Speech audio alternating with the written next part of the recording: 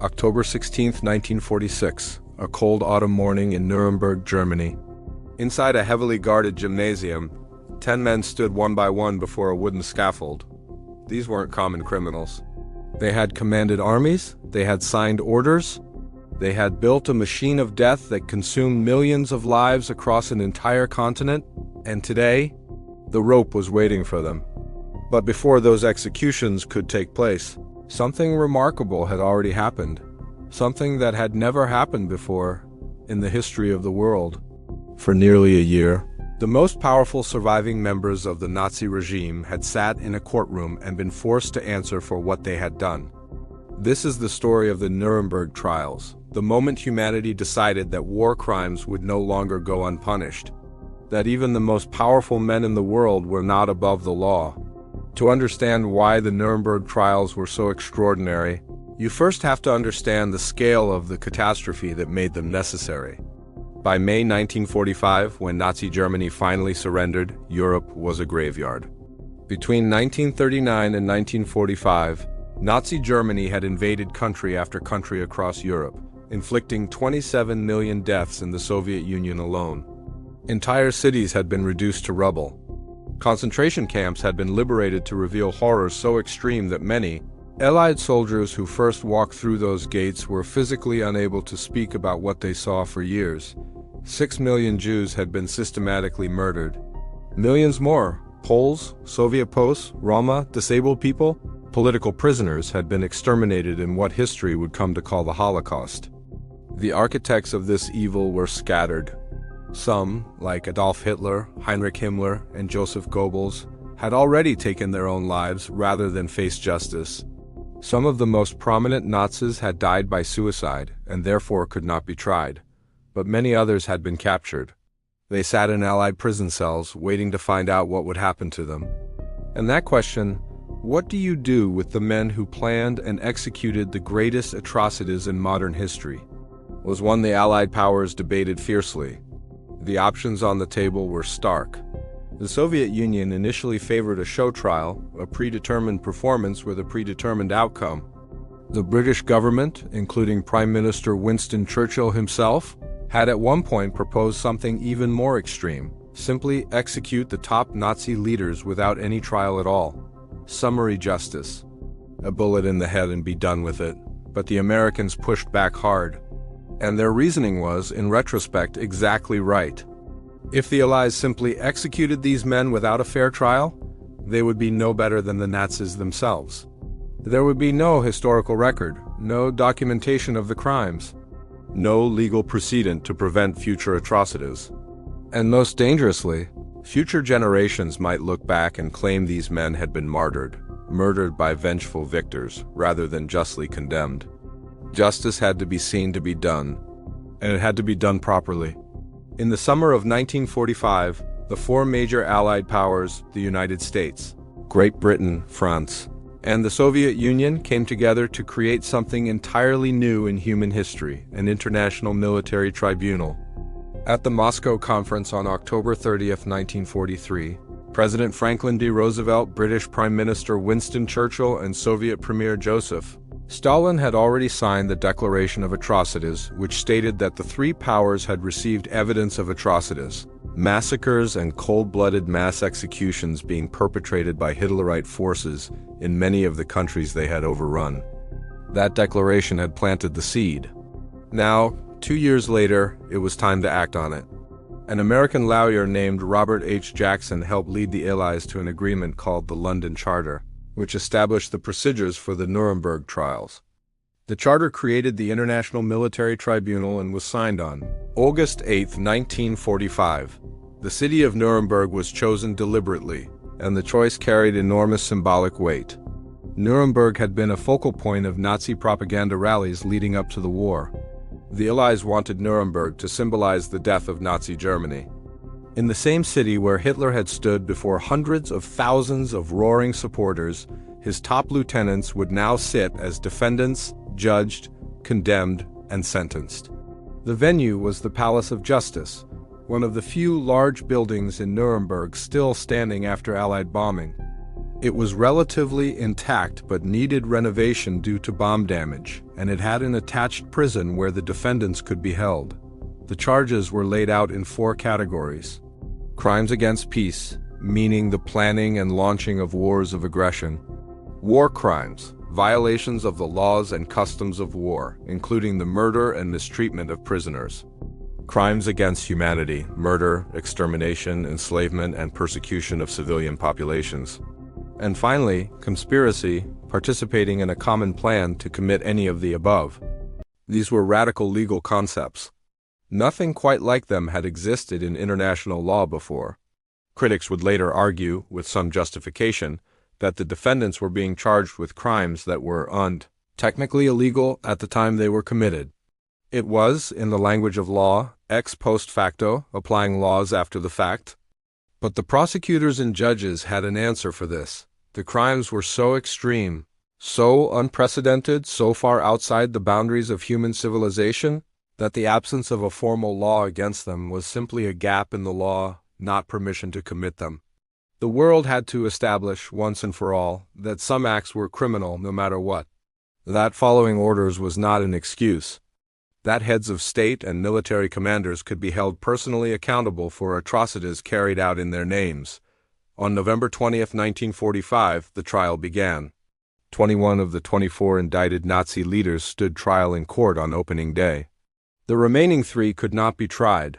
One had committed suicide in prison, another was deemed too mentally and physically ill to stand trial, and one would be tried in absentia. The defendants represented a cross-section of the entire Nazi power structure. These weren't low-level soldiers following orders on the ground.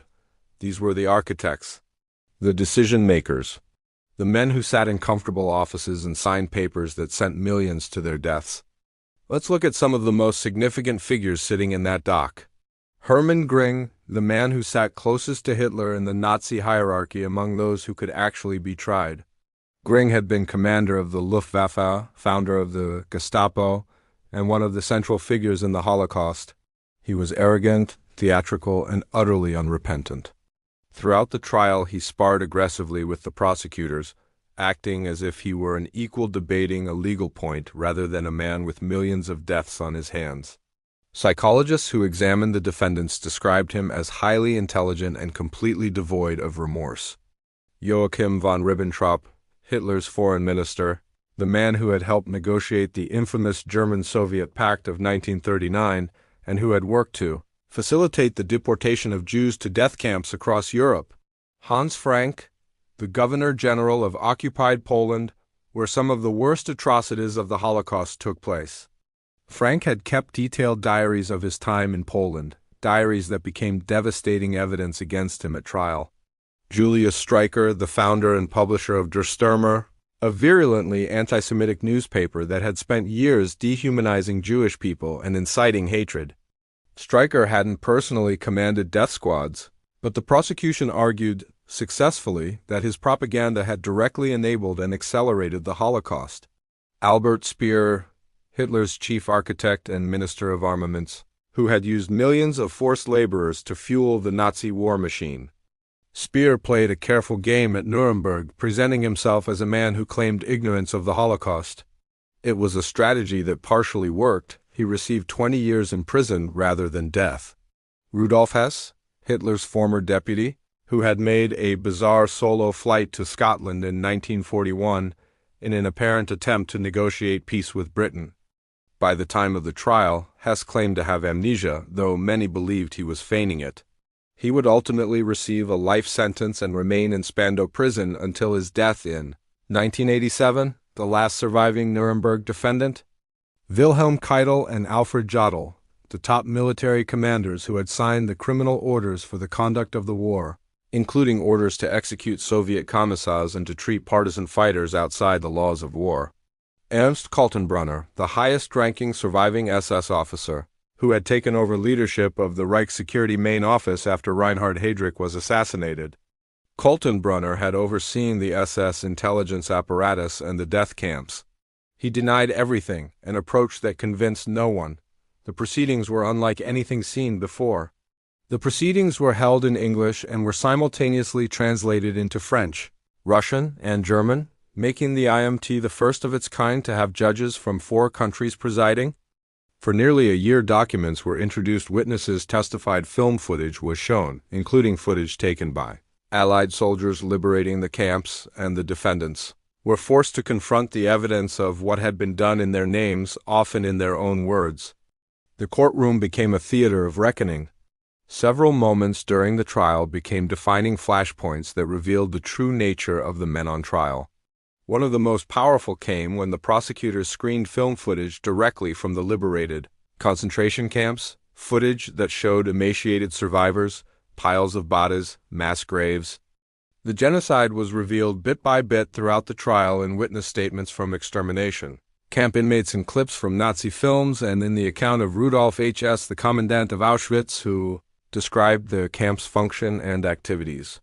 H.S., who was not himself a defendant at the main trial but testified as a witness, calmly described the mechanics of industrialized murder. He confirmed that Auschwitz had the capacity to kill approximately 10,000 people per day. He spoke as if describing a logistics problem he had solved efficiently. The courtroom sat in silence that observers later described as suffocating. When the footage of the camps was played, the cameras captured the defendants' reactions. Some looked away, some appeared genuinely shaken. Others, like Gring, watched with expressions that were difficult to read. In the Palace of Justice at Nuremberg, a pivotal moment arrived, not with a dramatic witness testimony, but with the quiet thud of paper on a table. The Nazis, in their obsession with bureaucracy, had kept meticulous records of nearly everything. This meticulousness became their undoing. Document after document, signed by the defendants themselves, was presented as evidence. These were not vague accusations. These were signed orders for mass executions, authorizations for brutal slave labor programs, and cold-blooded directives for the persecution of entire populations. The accused could not deny the crimes had happened. Their own paperwork confirmed it, trapping them in a web of their own creation. Then came the words that would echo through history. Robert Jackson, the chief U.S. prosecutor, delivered an opening statement that transcended the courtroom. He framed the trial not as an act of revenge by the victors, but as a defining moment for civilization itself. He argued that the world was setting a new, unbreakable standard, that launching an aggressive war and committing crimes against humanity would no longer be seen as a political act, but as an international crime for which individuals would be held responsible. This wasn't just about punishing the past. It was about protecting the future. The defense lawyers, facing a mountain of evidence, had few options. Their most common argument was the now infamous following orders defense. The defendants claimed they were merely cogs in a machine carrying out the will of their superiors. But the tribunal systematically dismantled this excuse. The judges established a crucial principle: obeying an order did not absolve an individual of responsibility, especially when that order involved atrocities on such a monstrous scale. Another defense tactic was to claim the charges themselves were illegitimate, a form of victor's justice where the law was being invented after the fact. The tribunal acknowledged the novelty of prosecuting crimes against humanity on this scale, but affirmed that the charges were rooted in existing principles of international law, even if they hadn't been formally written down before. After 216 court sessions, stretching over nearly a full year, the world held its breath. On October 1, 1946, the verdicts were finally read. 3 defendants were acquitted: the former finance minister Hjalmar Schacht, the diplomat Franz von Papen, and the radio propagandist Hans Fritzsch. The acquittals sparked outrage in some parts of Europe, seen as far too lenient for men who had enabled the regime. 4 were sentenced to prison terms of 10 to 20 years. These included Grand Admiral Karl Dönitz, who had briefly succeeded Hitler, and Albert Speer, the armaments minister who cultivated an image as the good Nazi. 3 more were sentenced to life in prison, including Rudolf Hess, Hitler's former deputy who had made a bizarre solo flight to Scotland early in the war. And then came the final, chilling tally. 12 defendants were sentenced to death by hanging.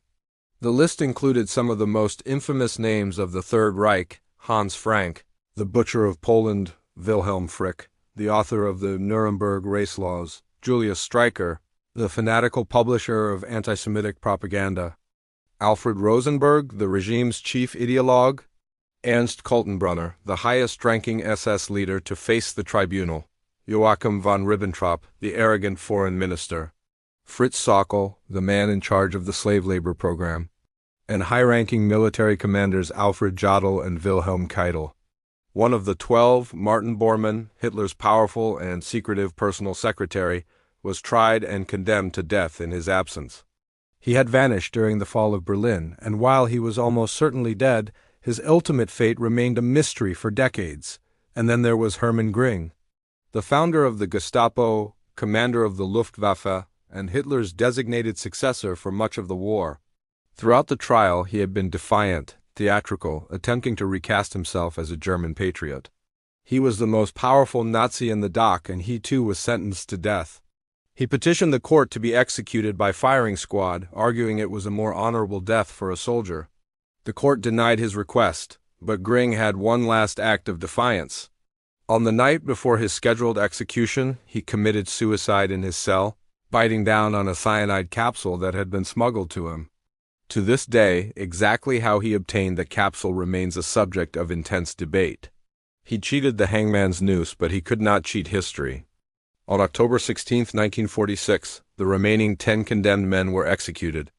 Their bodies were cremated at the former Dachau concentration camp, and their ashes were secretly scattered into the Isar River.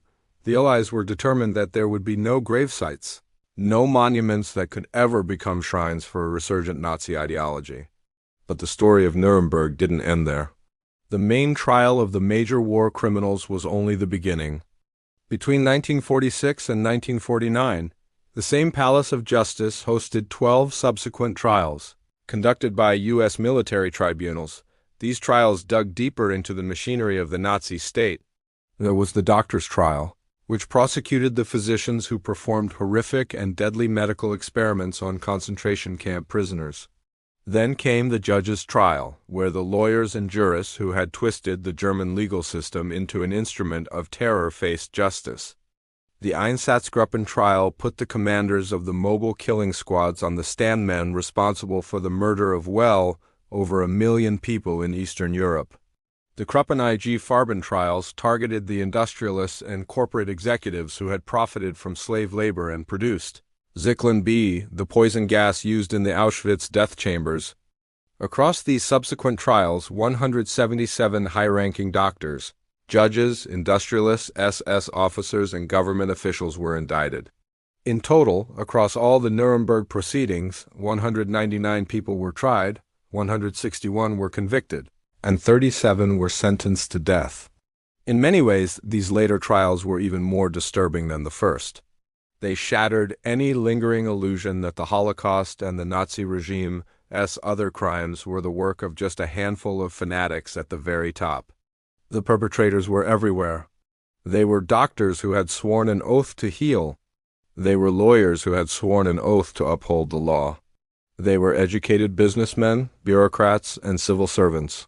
They were ordinary people who had participated in, enabled, and profited from systematic mass murder. The Nuremberg trials were a monumental undertaking, an attempt to impose the rule of law on the architects of unprecedented horror.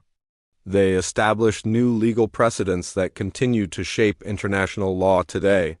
But perhaps more importantly, they created an irrefutable historical record, a warning for all time about how easily a society can descend into barbarism, and a solemn reminder that justice, however difficult, must always be pursued. Thanks for watching. If you found this history meaningful, please consider subscribing for more deep dives into the events that shaped our world. So what did the Nuremberg trials actually achieve? Decades later, historians, lawyers, and philosophers still debate this question. The most persistent criticism, and it's a serious one, is what critics called Victor S. Justice, the selective prosecution exclusively of the defeated Axis, and the hypocrisy of all four Allied powers has garnered the most persistent criticism. The Soviet Union, after all, had signed the German-Soviet Pact with Hitler. The Allies had firebombed Dresden. The United States had dropped atomic bombs on Hiroshima and Nagasaki. None of this was on trial at Nuremberg. This criticism has merit. The trials were not perfectly neutral. But, and this is crucial, The existence of Allied imperfection does not make the Nazi crimes less real or less deserving of prosecution. The more lasting achievement of Nuremberg lies in what it built for the future. Before Nuremberg, there was no established principle in international law that individuals, not just states, could be held criminally liable for atrocities. There was no precedent for an international criminal tribunal. There was no codified definition of crimes against humanity. Nuremberg created all of these things. It planted the seeds for the Geneva Conventions, for the Universal Declaration of Human Rights, adopted in 1948, for the Genocide Convention, for the International Criminal Court, established in 2002, every international war crimes tribunal that has existed since at The Hague, in Rwanda, in the former Yugoslavia, traces its legal DNA directly back to what happened in Nuremberg between 1945 and 1949. The following order's defense, which Nuremberg rejected, was codified into international law as what became known as the Nuremberg Principles, establishing that individuals have a personal responsibility not to commit crimes against humanity, even when ordered to do so by their governments.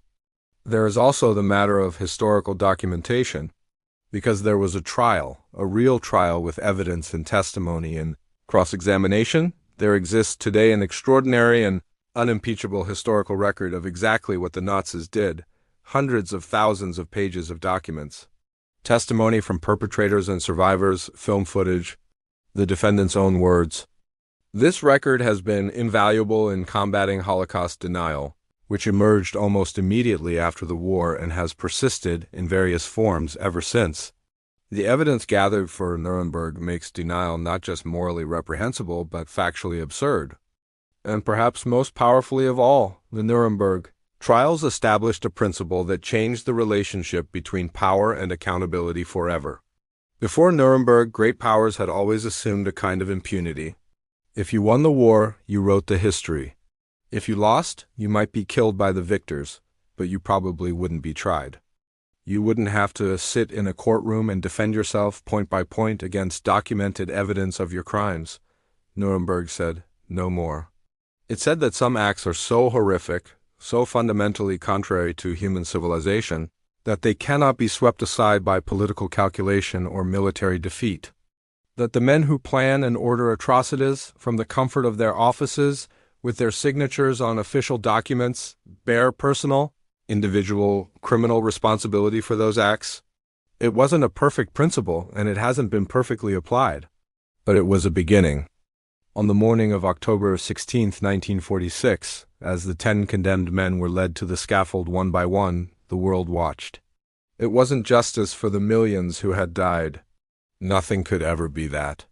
No trial, no sentence, no execution could undo what had been done in the killing fields and the gas chambers of Nazi-occupied Europe. But it was something. It was the world saying, in the clearest possible terms, that the powerful are not beyond the reach of justice. That civilized nations can choose the rule of law even in their darkest moments. That the survivors of the worst atrocity in recorded history deserve to see those responsible face a fair tribunal, hear the evidence against them, and be judged. The Nuremberg trials were not perfect, but they were necessary, and they changed history. The ashes of 10 men were scattered in the Isar River, carried away by the current, leaving no graves, no monuments, no memorials to a regime that had murdered millions in the name of racial supremacy. History, however, remembered, and so do we. If you found this video compelling, hit subscribe. We cover the full history of World War II, battle by battle, story by story. Drop a comment below. Do you think the Nuremberg trials truly delivered justice, or was it victor's justice in disguise? We'll see you in the next one.